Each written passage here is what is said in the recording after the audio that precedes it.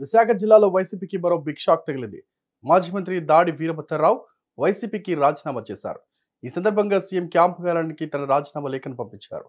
పార్టీలో సముచిత స్థానం కల్పించకపోవడంతో కొంతకాలంగా అసంతృప్తిగా ఉన్న దాడి వీరభద్రరావు కుటుంబం సడన్ గా పార్టీకి గుడ్ బై చెప్పారు. దాడి వీరభద్రరావు క్యాంపు కార్యాలయం వద్ద ఉన్న వైసీపీ ఫ్లెక్సీలు దాడి అభిమానులు తొలగించారు.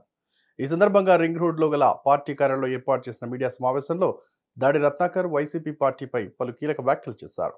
ఈ నెల 3న అమరావతిలో టీడీపీ అధినేత నారా చంద్రబాబు నాయుడు, జాతీయ కార్యదర్శి నారా లోకేష్ ని కలిసి వారి సమక్షంలో టీడీపీలో చేరతామన్నారు. అందరికీ నమస్కారం.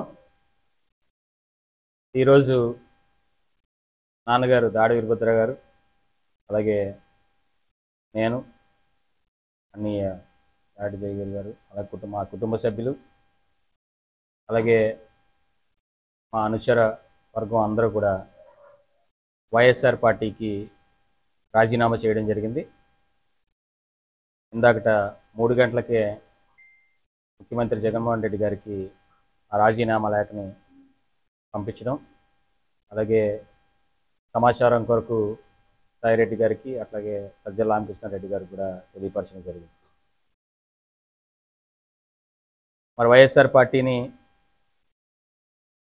వీడి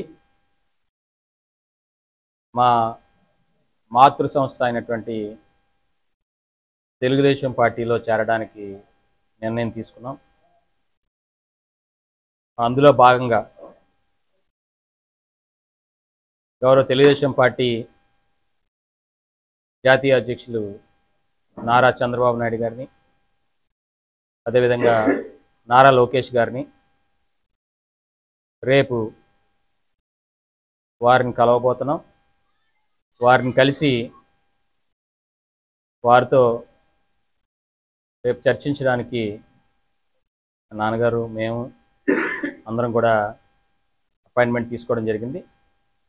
అందులో భాగంగా రేపు వారితో చర్చించిన తర్వాత పూర్తి వివరాలు రేపు అందరికీ, ప్రజలందరికీ, అలాగే ప్రెస్ వారందరికీ కూడా తెలియపరుస్తామని ఈ సందర్భంగా తెలియజేసుకుంటాను.